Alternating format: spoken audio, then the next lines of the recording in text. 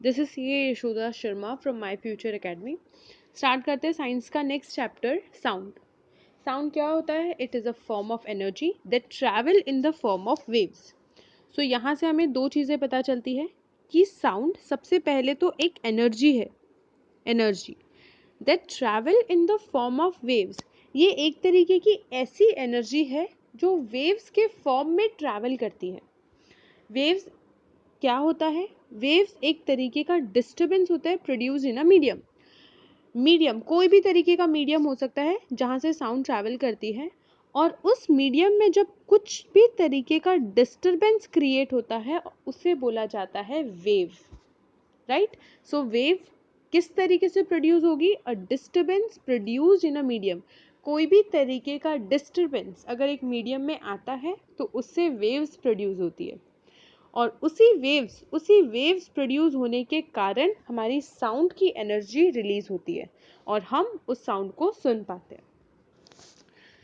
ये जो वेव्स है वो दो तरीके की हो सकती है, एक है इलेक्ट्रोमैग्नेटिक वेव्स और एक है मैकेनिकल वेव्स।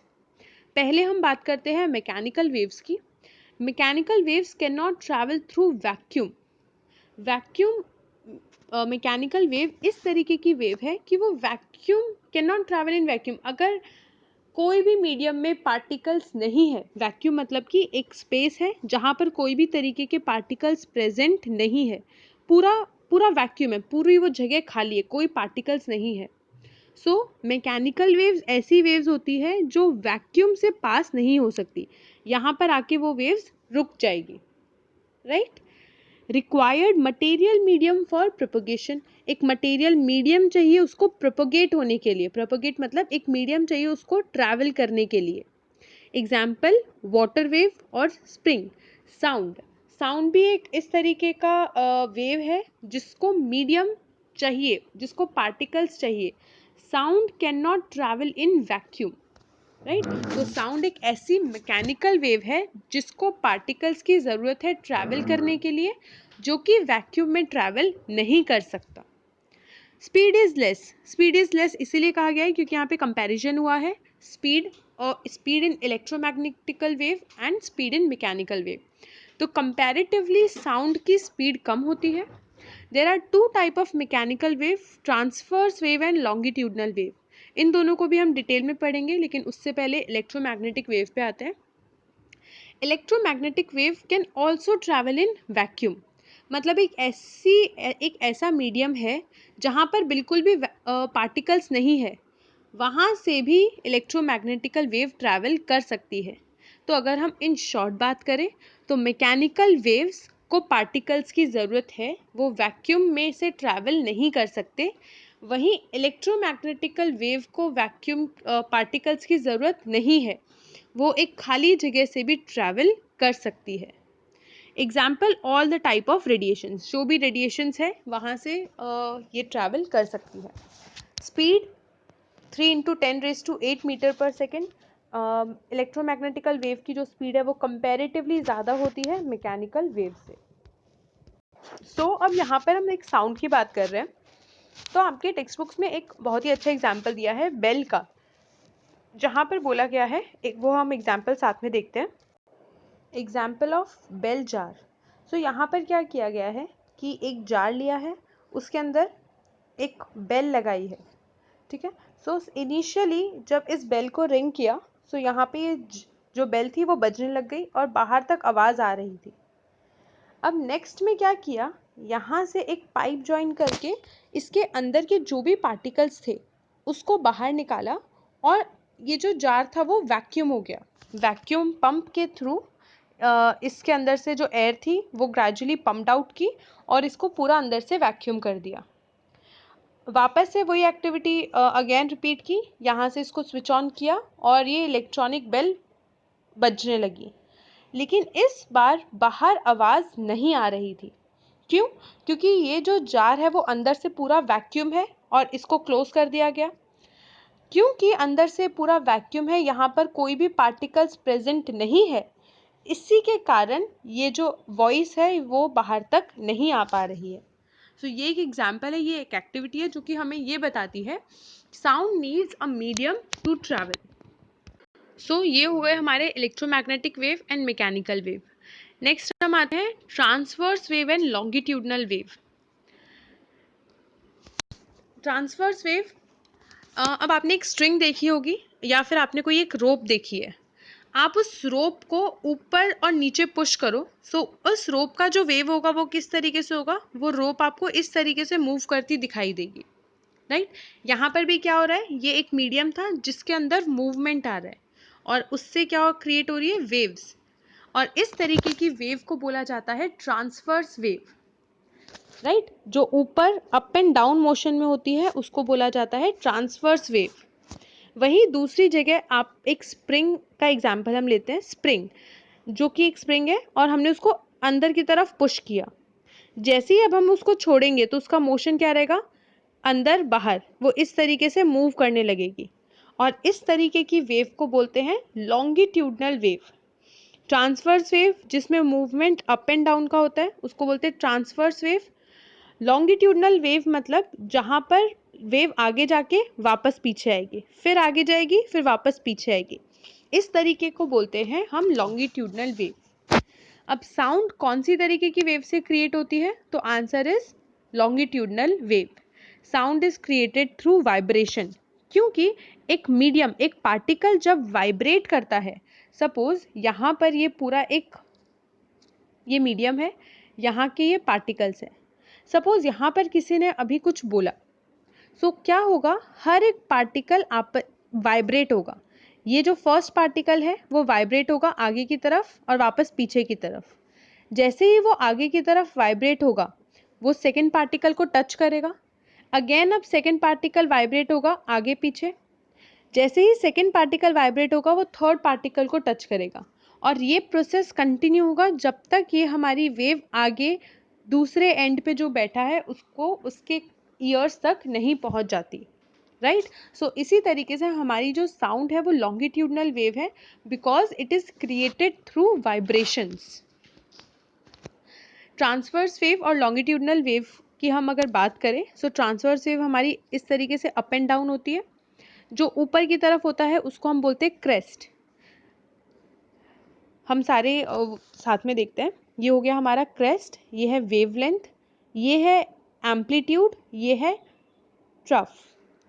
वैसे ही यहाँ पर लॉन्गिट्यूडनल वेव में हमारे आता है कंप्रेशन एंड रेयरफेक्शन। यहाँ पे एक एक को हम रीड करते हैं। Wavelength, wavelength represented by this symbol, और इसकी एसआई यूनिट है lambda. Distance between the two successive crest and trough is known as wavelength. Two successive crest and trough, तो ये हो गई crest और ये हो गया हमारा trough। सो इस इन दोनों के बीच का जो डिस्टेंस होता है उसको कहा जाता है वेवलेंथ। उसका ऐसा यूनिट है लैम्बडा, रिप्रेजेंट किया जाता है उसको इस सिंबल से। Amplitude, distance between mean position and any extreme position. Mean position क्या हो गई, ये है mean position.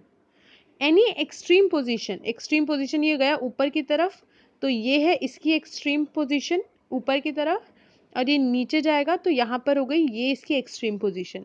So mean position से कहीं पर भी एक्सट्रीम पोजीशन पे जाता है तो उसको बोलते हैं एम्पलीट्यूड। सो आप इस फिगर में भी यहाँ पर देख सकते हो कि हमारा ये जो फिगर है, जो डिस्टेंस है वो हो गया एम्पलीट्यूड, क्रेस्ट और ट्रफ का जो डिफरेंस हो गया वो हो गया हमारा wavelength.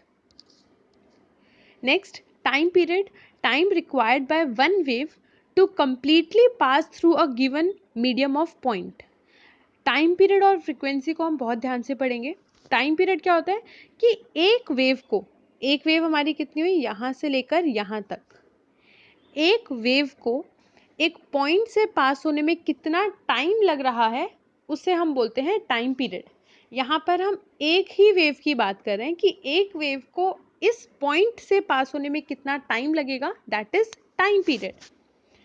Time period represented by T, SI unit क्या होगी इसकी, सेकेंड्स, और एम्पलीट्यूड रिप्रेजेंट होता है ए से, उसकी एसआई यूनिट है मीटर, राइट। यहाँ पर भी इसकी ऐसा यूनिट है मीटर। जो भी अगर हम लेंथ की बात करें, जैसे वेव लेंथ, तो यहाँ पर हो गई वेव लेंथ। एम्पलीट्यूड, एम्पलीट्यूड में भी हम लेंथ की बात कर रहे हैं, तो जहाँ पर भी हम लेंथ की बात करेंगे उनकी ऐसा यूनिट क्या होगी, metre. Wavelength represented by lambda. Frequency, number of waves passing through any given point of medium in 1 second. Time period था कि एक वेव को इस पॉइंट से पास होने में कितना टाइम लगेगा, वो हो गया हमारा टाइम पीरियड। फ्रीक्वेंसी हमारा है कि एक सेकंड में कितनी वेव्स इस पॉइंट से पास होगी, वो हो गया हमारा फ्रीक्वेंसी।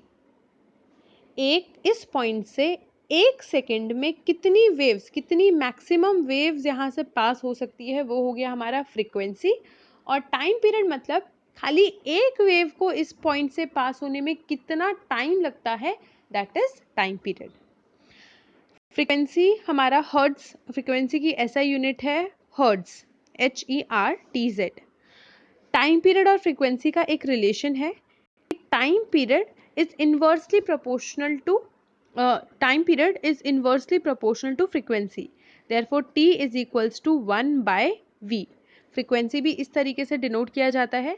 वेलोसिटी और V टाइम पीरियड का जो है वो दोनों डिफरेंट है।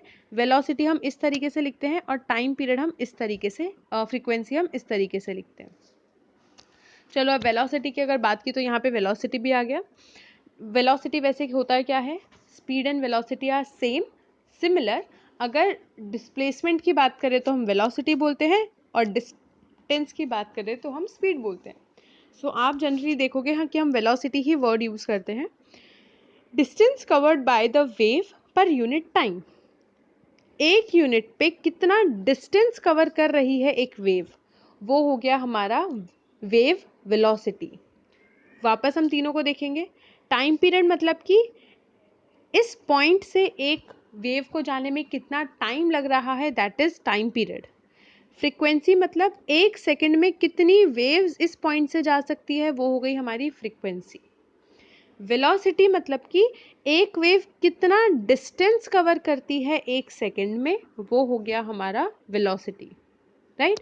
सो यहाँ पर हमारे पास अगेन एक और फॉर्मूला आता है, velocity is equals to frequency multiplied by lambda, that is wave length. ये हमने देखा था कि ये वेव लेंथ का सिंबल है।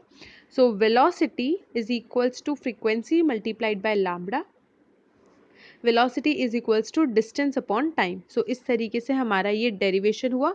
आपको यहाँ पे जो लर्न रखना है वो है ये definition, velocity is equals to distance upon time.